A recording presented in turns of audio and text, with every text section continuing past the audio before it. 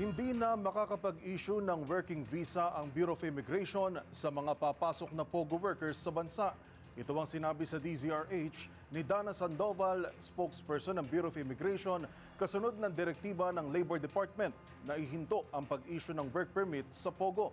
Ayon kay Sandoval, pinagbabasehan nila ang Alien Employment Permit ng DOLE kung gaano kahaba ang period ng working visa ng POGO worker. Bagamat hindi pa anya nila natatanggap ang kopya ng direktiba, aplikable umano ito sa mga incoming at gustong mag-extend ng kanilang working visa. Sa ngayon po, we have yet to receive a copy of the directive or the bagong polisiya po. But sa nakikita po natin, mukhang ganun po yung magiging sistema doon sa mga incoming or maaari rin po kasi na-apply ito doon sa mga for extension na ng kanila pong mga permit.